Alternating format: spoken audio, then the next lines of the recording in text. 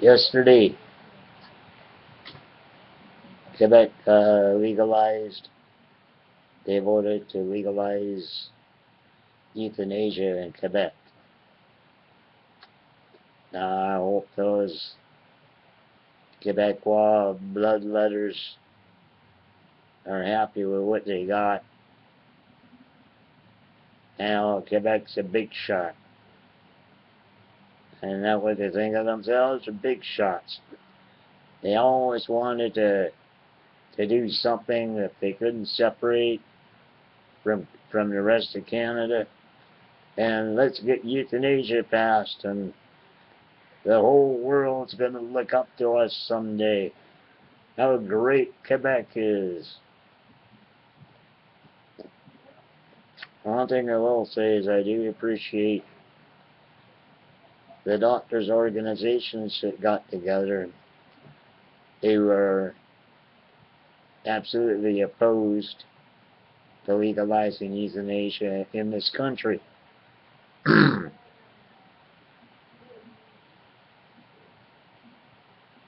I'm really sick to the gut of these organizations of right to die societies. They get to go on around the world doing these little campaigns and using scare tactics to attract attention to their occupation, to kill off people they don't think should be alive. And they maintain this image of their customers, the people who want to terminate their lives early, that they become happy customers.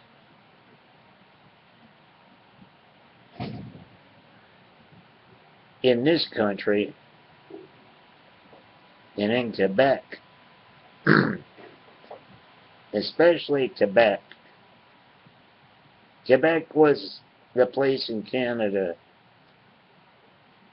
that had the Senate Committee on dying without dignity.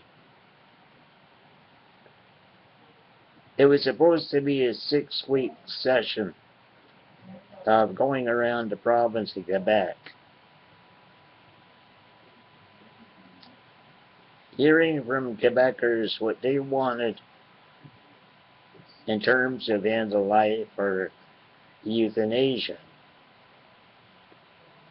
I think there were 33 meetings, and instead of being all wrapped up in 6 weeks, they didn't like the outcome, so they just kept on, keeping on, and pushing on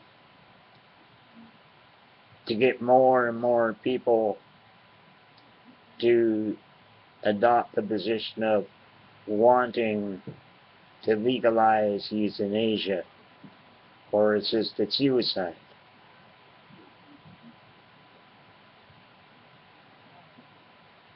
And after it was all over, they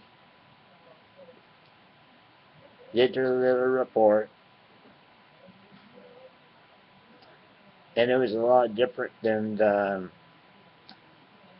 the report that the federal government, the committee of members of parliament and doctors and other stakeholders and getting a good universal palliative care system going across the country for the benefit of all Canadians, regardless of whether they're in any province or Northern Territory. A good system to guarantee equality of resources as much as possible so that Canadians would not have to go through unnecessary suffering in the end stages of their life or at any stage of their life while they're alive and living.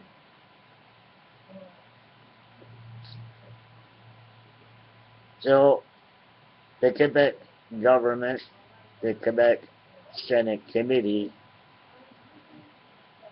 made their report,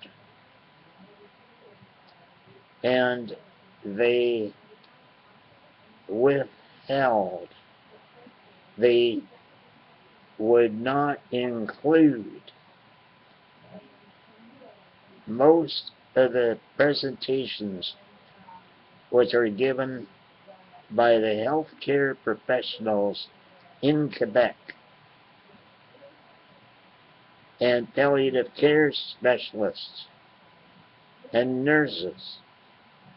They were all opposed to legalizing euthanasia in Quebec. And these dirtbags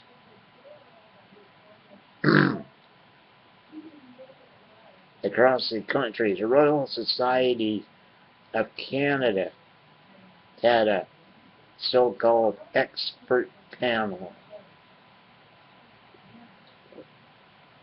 They went trotting across the world to Europe and Belgium and Holland, the Netherlands, and the Senate Committee, Quebecois people were there, I guess, part of the big shot royal tourist trip to the death cult of Europe. And they come back here and they have this little chubby chicken, Wanda Morris from Saskatchewan, went across this country rejecting all the statistics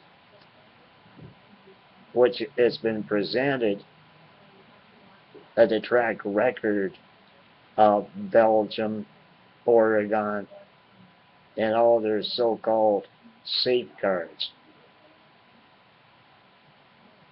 They love the Babylon that all those areas where euthanasia, assisted suicide are legal, that the safeguards work. Oh, there's no slippery slope, they say.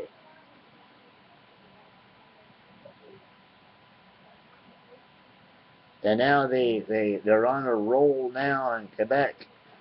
Woohoo! Whoopie-ding! We got euthanasia legalized in Quebec now. Woohoo! The world's going to look up to us finally. Yes, the world's going to see how great Quebec is for our language and culture and our ignorance, our prejudice,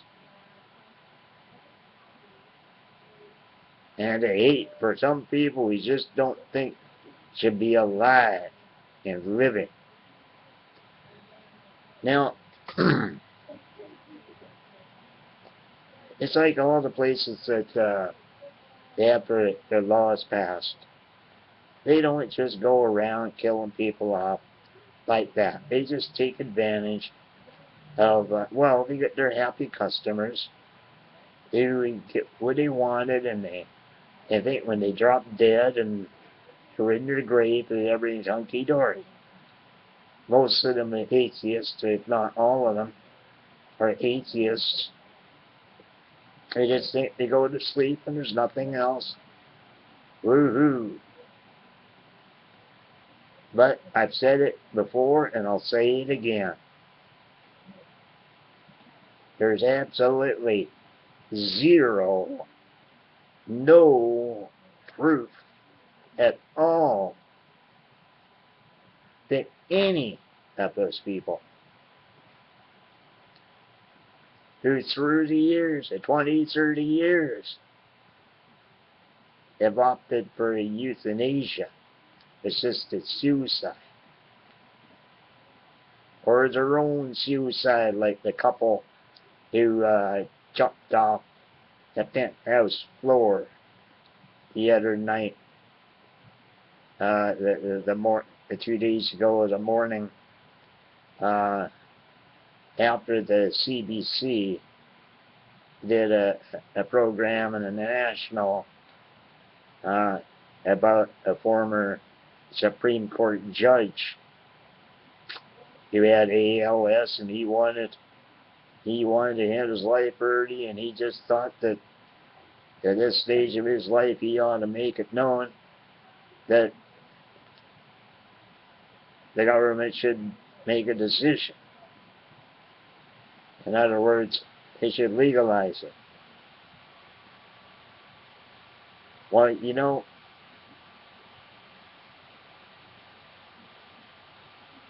he like anybody else, and he knew it when he said it. So why this guy get on camera to pretend he didn't know that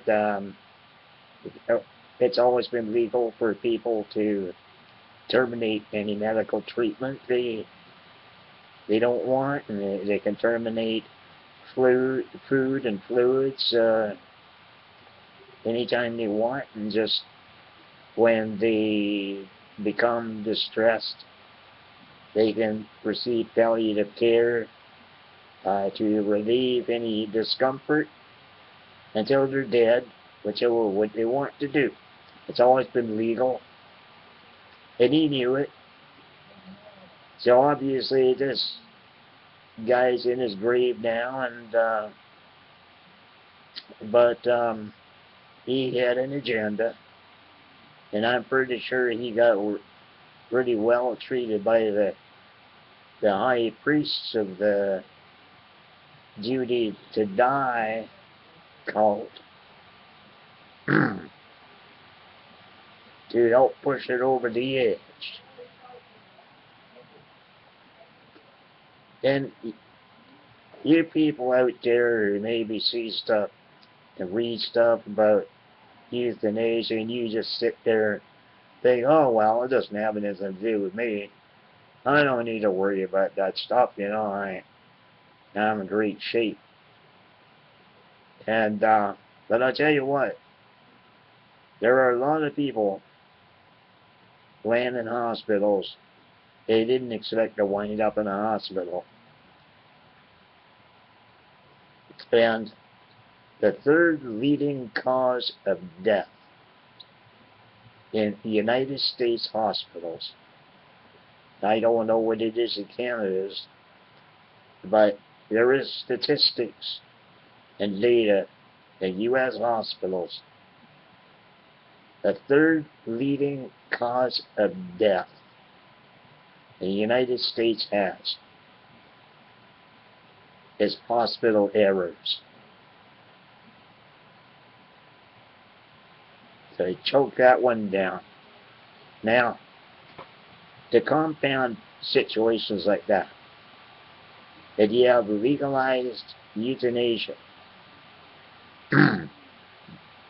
that makes acute care floors in ICUs a pretty dangerous, unsafe place to be for people who just want to recover and get on with their life. Now, I really do appreciate the doctor who took my case 20 years ago this year in a hospital in Hull, Quebec.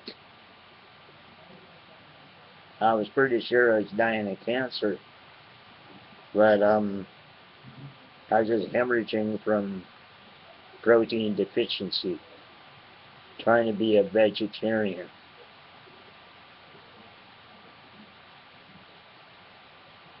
And I appreciate what the guy did. That the day before I checked out, he came to see me. We had a chit-chat. He told me, if you came in here tomorrow and you were in the same condition that were the last time you came in, I'd do the whole thing all over again. Oh, wow. That was during the time of Robert Latimer and his big heroics, and Sue Rodriguez and her big poor crybaby episodes. And yeah, Pussy Boy, Savannah Robinson up there wanting to be the champion of legalizing euthanasia, assisted suicide. That's the one thing is I've been really paying attention to a lot through the years, is one of the biggest populations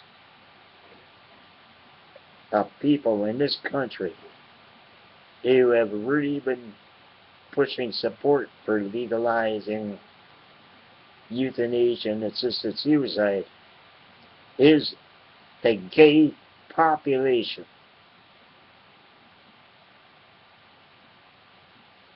It was only during the 80s and 90s when those fags used to have to hide in their closets.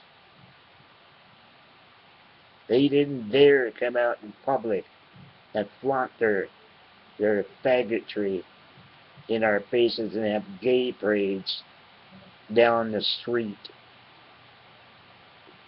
But during the 90s, I read stuff and I kind of realized, hey, they're going to hit this new millennium where the idea is that they're going to normalize, and they're going to normalize the gay culture. That's exactly what they've done. And these people who were a threatened minority are one of the chief supporters and promoters of legalizing euthanasia and assisted suicide.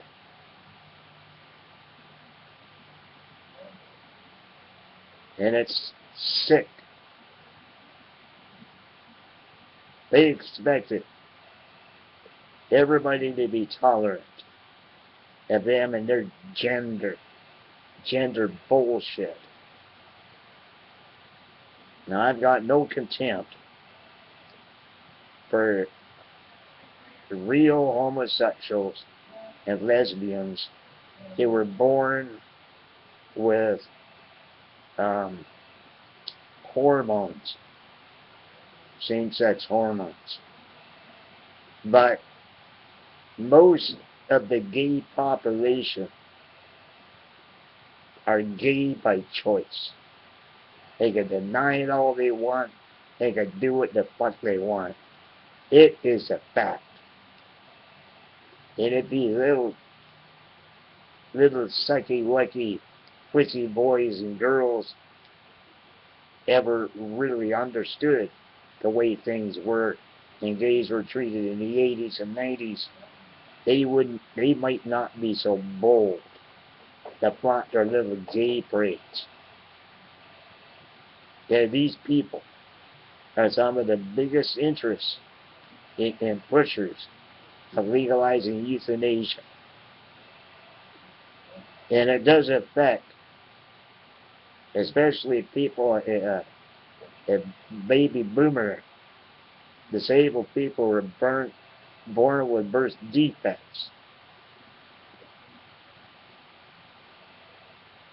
And I've been noticing over the last 10 years that there's been a fair number of cases where a disabled person, if they're over a certain age, and they wind up in an emergency situation in a hospital, that there is somebody usually involved in the care team who finds a way to have a convenient mistake.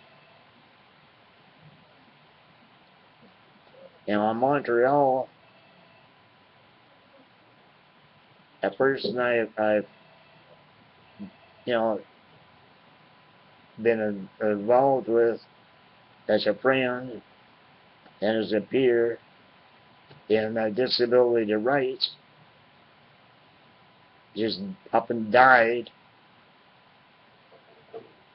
or she went to hospital with something. I don't know whether that's what they did to her or not, but her friend, she a few years before that, her best friend, a man who was a little bit older than us, went to the hospital, and she contacted me because after he died, and she told me that there was no need for him to die like that. He had pneumonia. He went to the hospital. He just needed some treatment, and he would have been okay. But something happened in there, and the next thing you know, he's dead. And she was totally traumatized.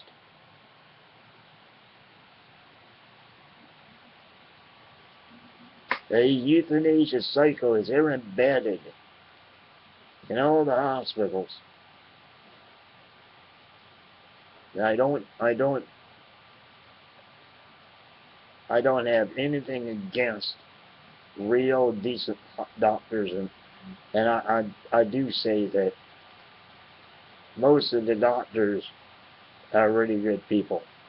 But I do hope that medical colleges will really put on the brakes of people entering medical college. They were pro-euthanasia.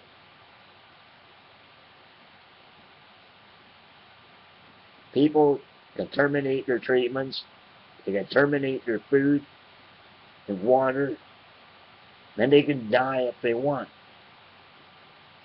It's always been legal. That these scumbums, and they have the audacity to call themselves right to die societies. And it's all about choice. And we all know, well, a few of us know, quite a few of us know, 80% of the executions in Flanders, Belgium, are against consent. Now, 50% of the executions aren't even reported. They're not considered human beings. Pretty good, huh? And these are the bloody social parasites that the Quebec government looks up to and adores. And the Royal Society of Canada. They're expert panel.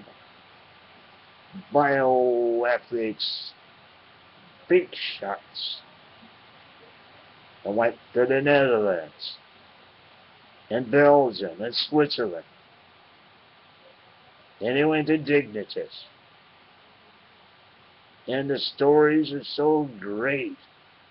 Hey, everybody, Canadians, Quebecers, there's something wrong with the safeguards. Enjoy your life. We're there to finish you off anytime a convenient accident can happen. That's how they'll do it. That's how a lot of things go on. And I've experienced a couple of rotten situations 5 years ago. 5 years ago. In 2 ICUs. I won't get into the details. I've already gone over the details, and I've written about it 30 years. So I'm not just manufacturing some theory of what could happen. I know what happens. Now, if there's any way to overturn this Bill 52, I've got pretty good ideas how to put an end to Bill 52 and its authors and its supporters. But I guess most people wouldn't want to go there. My idea, when I relearned the history of disability rights, and how to this day we're not even on the map as equal human beings. It looks kind of good because people don't notice it a lot, because the younger generation of disabled people, a lot of them have jobs and are in university and college, stuff like that. It all looks good. Now just wait till they start having problems, medical problems. Just wait till they get a little older. Now these worthless barbarians have got their law passed.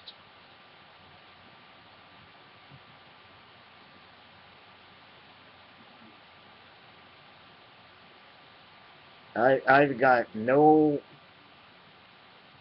sympathy at all for these people. Even that couple the other night, the other morning, the day after the National, did that show on euthanasia, just the day before Bill 52 was being voted on.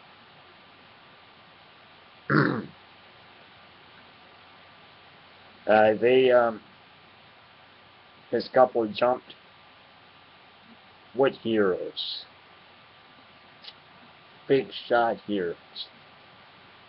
Oh, who small was it? Those poor people jumped from the building.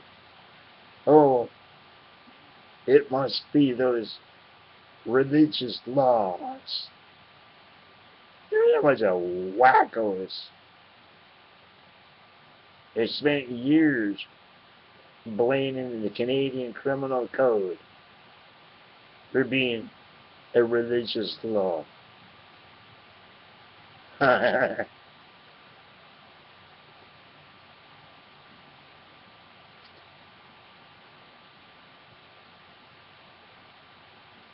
For all these people when they get diagnosed with something, there are people who can adjust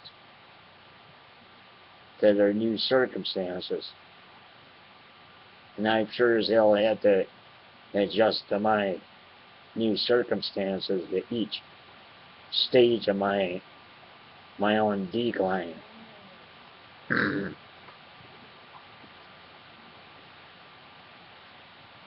Most people don't see, when you wind up having to move into a long-term place. I had an apartment for a few years. Before that, I always had to live with somebody. I was able to work with an organization for 20 years in different countries. And we lived communally, so I always had people I was real buddy with, and they helped me do the things I needed to do. And I was able to work and stuff like that. But when I landed in a situation where I have respiratory arrest, and now, 20 years later, my pretty much oxygen dependent all the time. I don't mind adjusting to my decline. Contrary to what the pro-euthanasia people hit me on comments forums, comments sections of websites and newspapers. No, I'm not scared to death. I've nearly died 3 times. And dying is a part of our life. And what really gets me and why I am totally opposed to laws and would like to topple every fucking law that they got passed.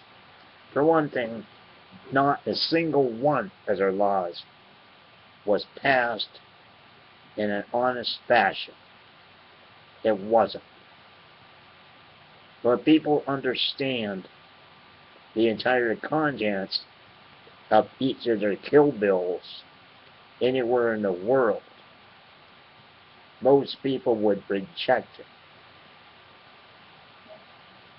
But they lie. Their campaigns are typical commercials and soap operas and talk shows, and they're you know, I was just across Canada microphone presentations a couple of years ago, and then even this year, I think, but they deny everything. They deny the reports that say 80% of the executions in Belgium now is against consent. In fact, 50% of the people are not even reported that they were murdered. Only 20% of the people are happy customers who wanted it. That means the rest of us are held hostage. But a selfish, sickening 20% that refuse to accept the changing status in their lives, in their medical situations.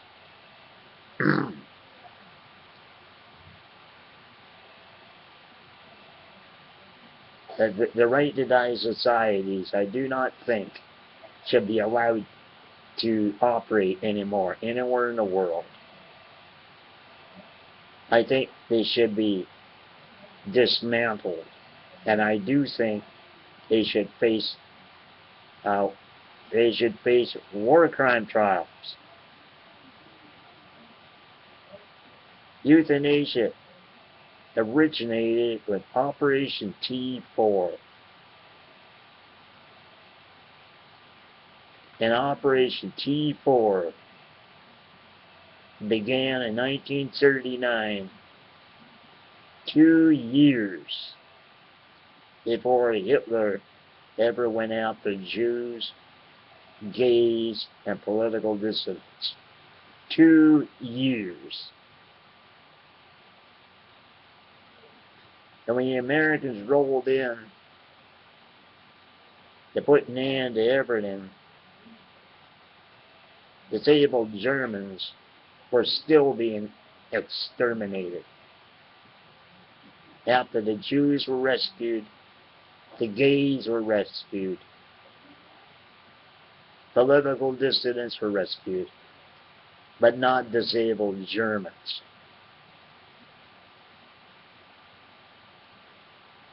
And now in the last 20 years, they've been reviving this Operation T4 and dressing it all up.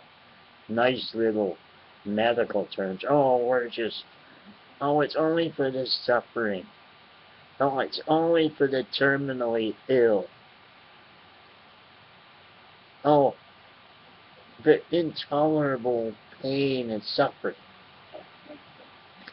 And I've been reading quite a few comments by people, and even in some of these documentaries, I've been paying attention to some of the moaning and groaning. Well, you think it's taking a toll out of the poor family member who's dying. Look what it's doing to all of us around him, all of the supporters. Oh, we suffered so much. Yeah, right. That's the bottom line, assholes. The bottom line is you don't like to look at us. You don't like the fact that we breathe the same air. And so you want to get rid of us.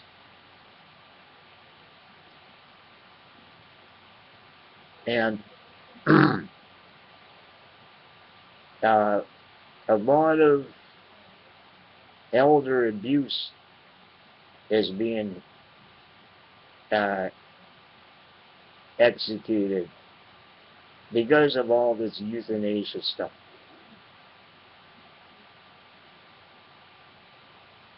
Oregon. And cancer patients. Cancer patients are even being denied cancer treatments because they can't prove they'll be alive in another 5 years if they get their treatment. And Quebec is starting to do the same thing. Copycat Oregon. Oh, they're doing it there, so we're going to do it here. We're the Quebecois.